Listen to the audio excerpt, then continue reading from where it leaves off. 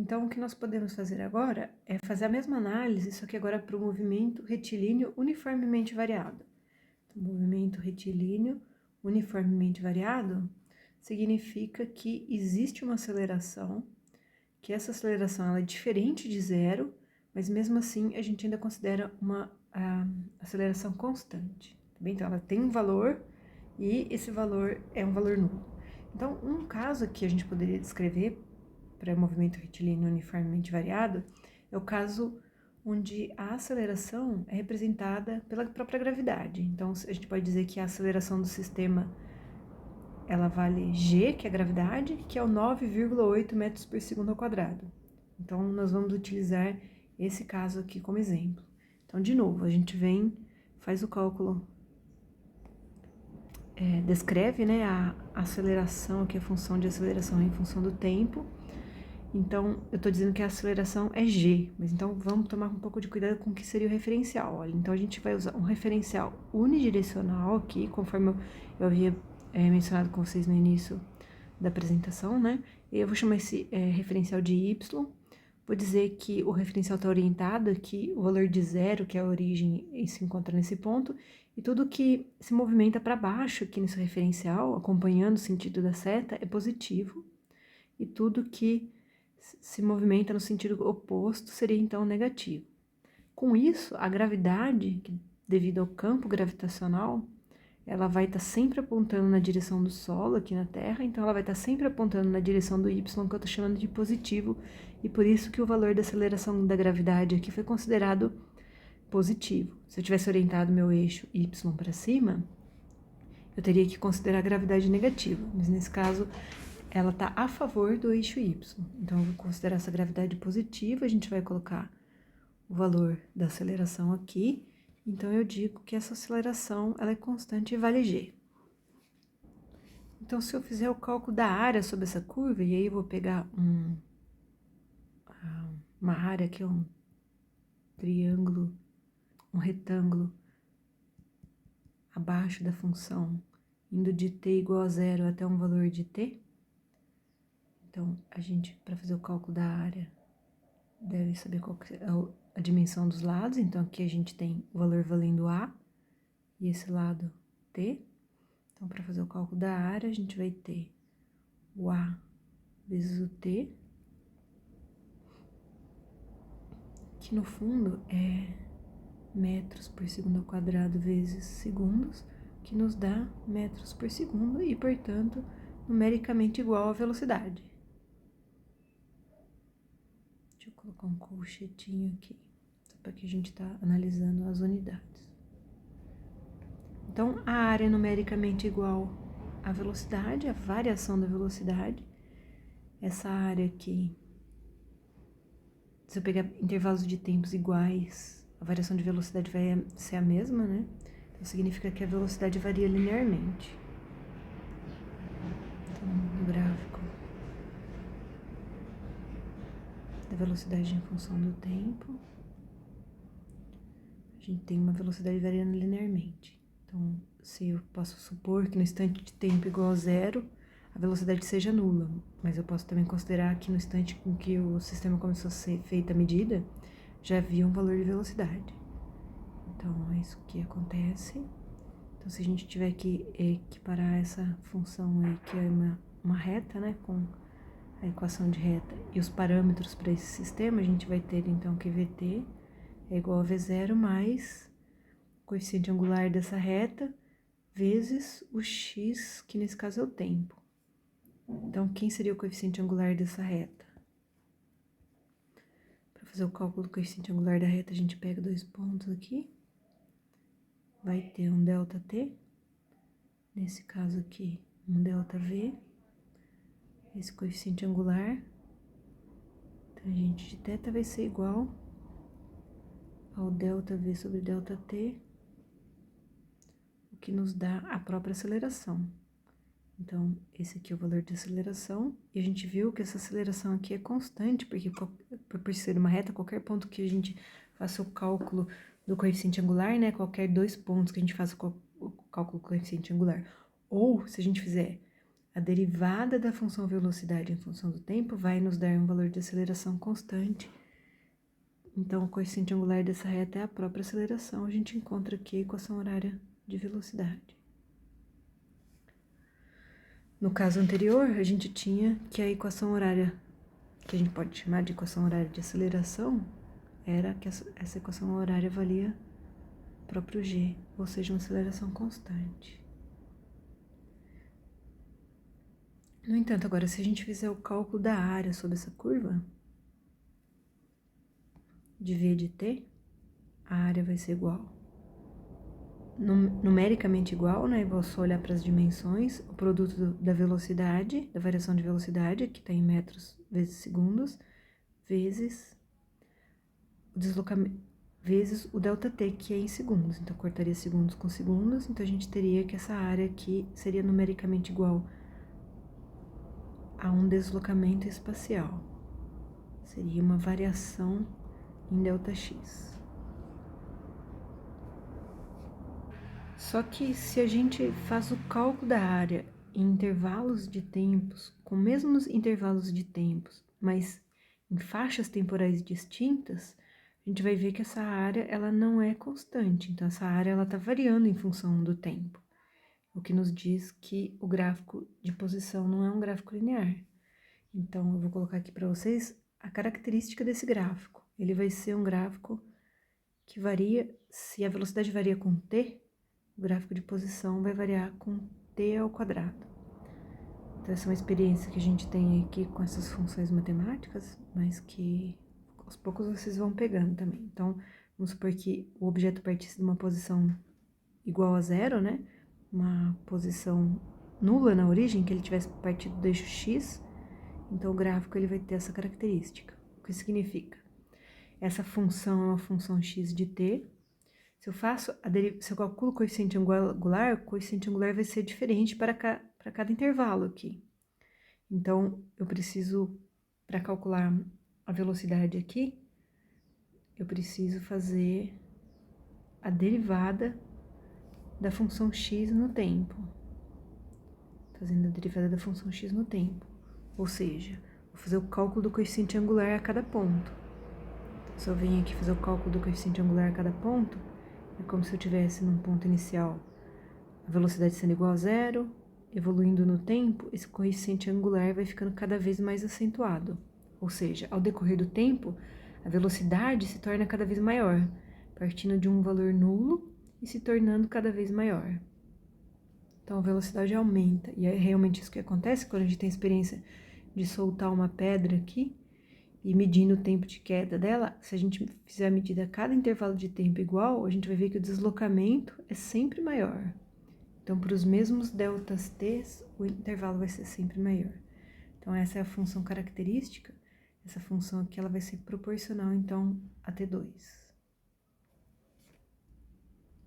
Então, fica a pergunta aqui, como é que a gente faria para conseguir encontrar a função v de t para esse sistema aqui, né? Então, essa é a pergunta. Muitos de vocês já sabem, porque essa é uma equação que a gente vê lá no ensino médio, que descreve a posição da queda livre. E no caso da queda livre, a queda livre é um movimento de aceleração constante. Então, a gente sabe que para aceleração constante valem aquelas equações básicas, que no fundo a gente acaba decorando. Mas eu vou mostrar aqui para vocês como chegar a essas expressões a partir simplesmente do conhecimento do regime de aceleração e das condições de contorno do problema, tá bem? Então, nós vamos chegar a essa equação aqui. Então, vamos supor que a gente tivesse ali, nesse caso, somente uma expressão para aceleração, sabendo que essa aceleração, ela é uma aceleração positiva. A gente sabe aqui também que em tempo igual a zero, a partícula vai se encontrar numa posição x igual a zero, né?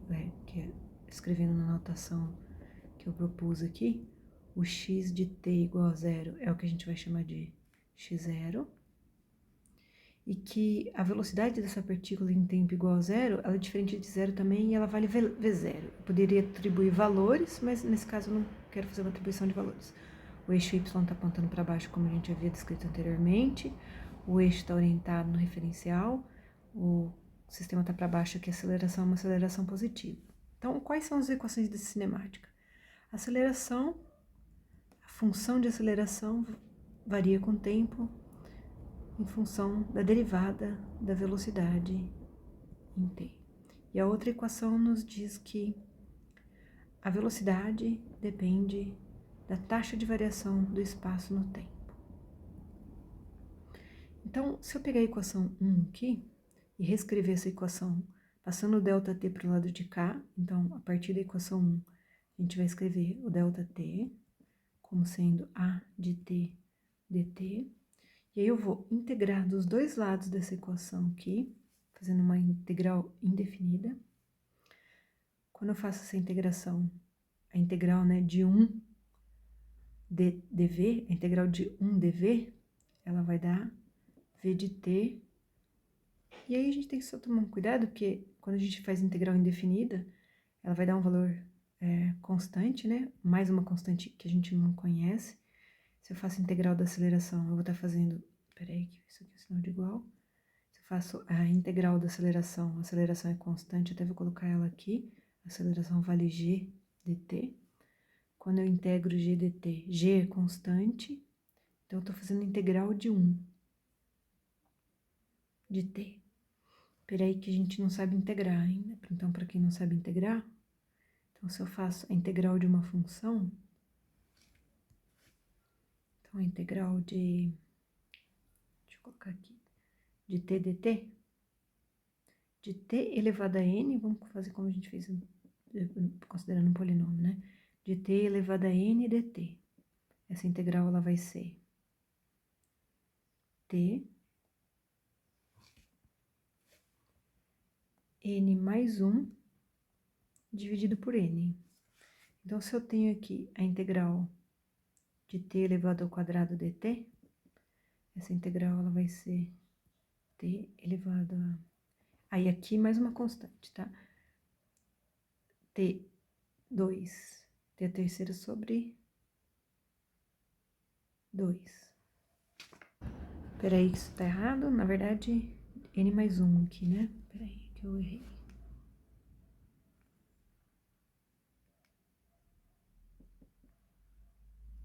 N mais 1, o que vai dar aqui, T3. Mais um valor de constante, pelo fato da integral ser indefinida. Se essa integral fosse definida, esse valor da constante já sairia de uma vez. Então, quando a gente tem a integral aqui de, por exemplo, 10 t dt, a constante sai, 10, t a primeira mais 1, dividido por n mais 1, que é 2, daria, então, 5t2. Tá bem? Vamos apagar isso aqui tudo.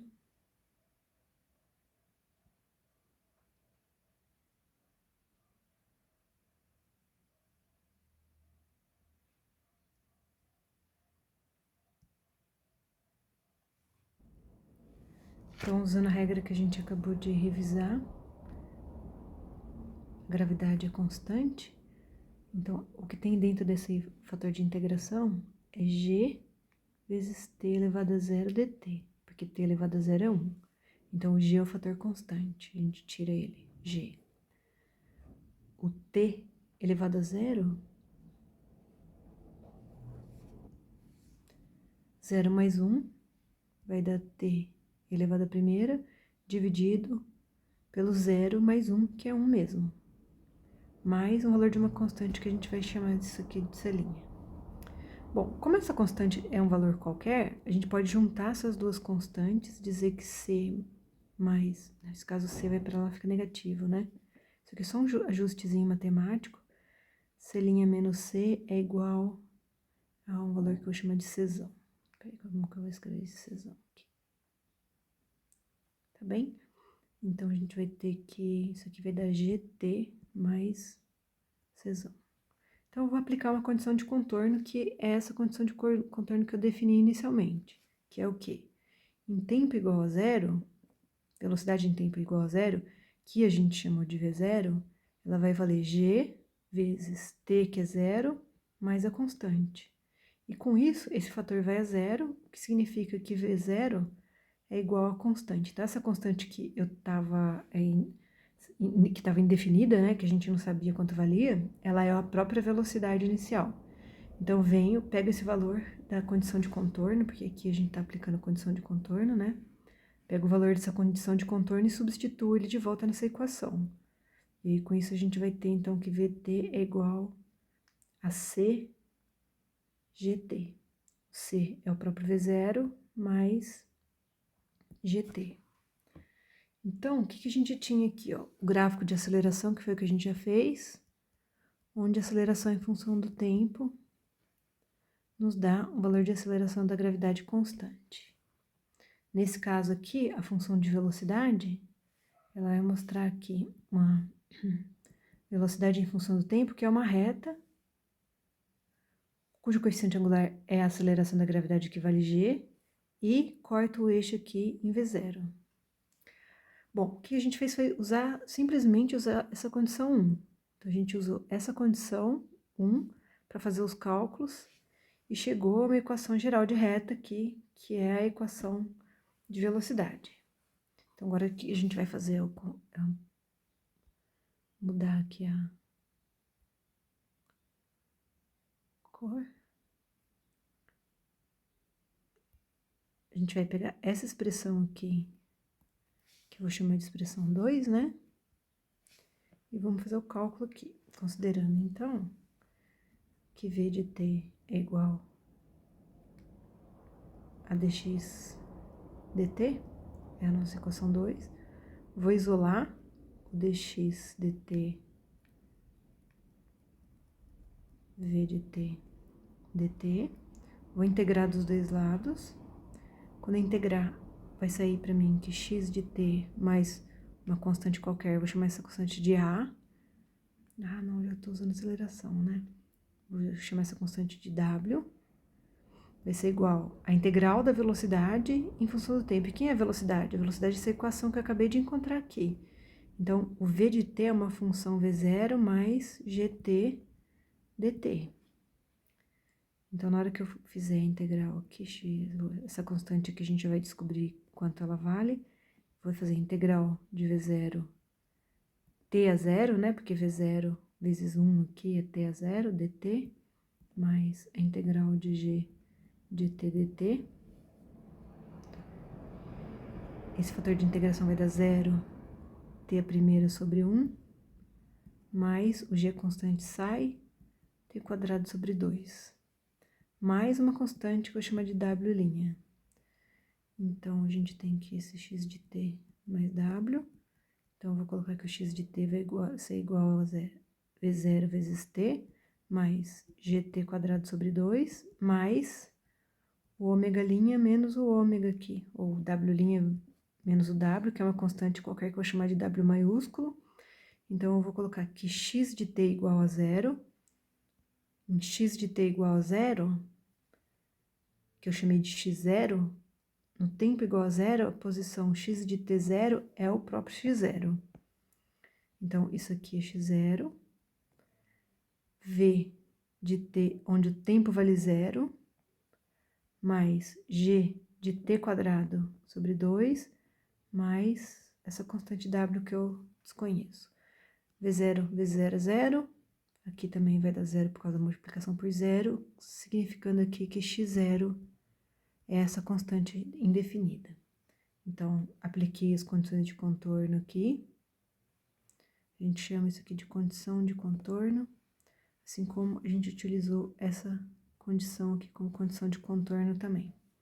Então, vou pegar esse valor de x0 substituir nessa expressão de cima aqui. E a partir daqui a gente tem, então, que x de t é igual a constante, né? Que eu já acabei de descobrir que ela é o próprio x0, mais v0t, mais gt ao quadrado sobre 2. E aí, aqui a gente acaba de definir a equação horária de posição. Então, a gente consegue descrever o movimento de queda livre completamente a partir dessas equações. Equação horário de posição, equação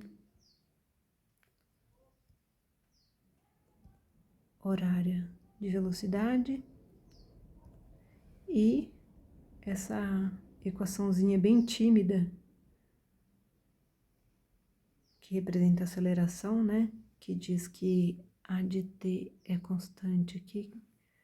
A gente podia até chamar isso aqui de equação horária de aceleração, embora não é comum dar esse nome para ela, tá? Deixa abreviado mesmo.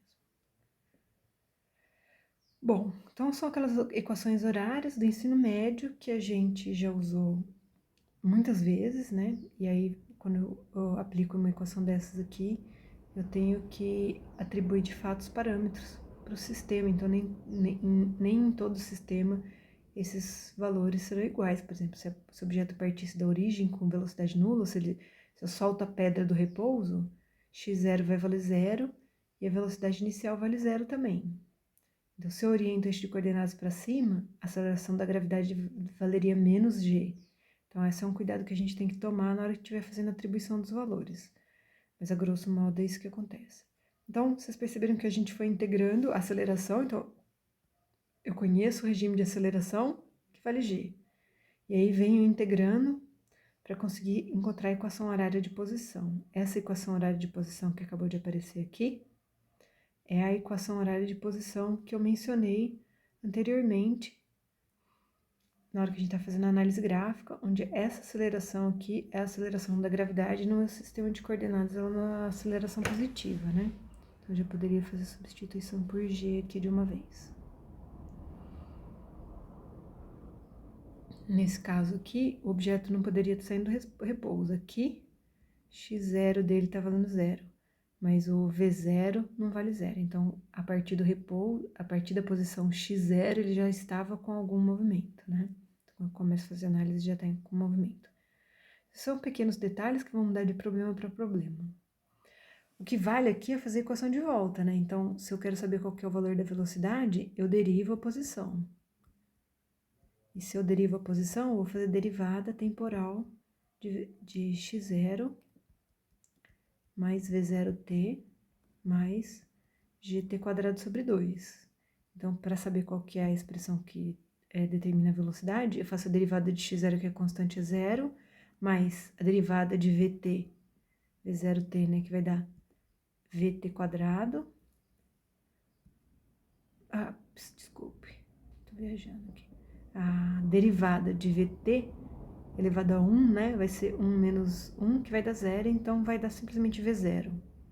Mais a derivada de gt² sobre 2, que vai dar 2gt dividido por 2, eu vou cortar o 2 com esse 2, então a partir daqui eu tenho a equação horária de velocidade, v0 mais gt, que na nossa análise gráfica também inicial a gente já tinha encontrado essa equação aqui, cuja aceleração é a própria aceleração da gravidade. E derivando de novo, para achar a equação de posição, o meu x de t é a derivada da velocidade no tempo, então a gente deriva no tempo o v0 mais gt, então a gente vai ter que a derivada de v0 é constante, então é 0, a derivada, opa, errei aqui, não é posição, a derivada da velocidade é a aceleração. Derivei v0, é constante, é 0. Derivei gt, vai dar g. Então, tá aqui a equação, todas as equações que descrevem o movimento de queda livre dentro desse referencial que eu adotei.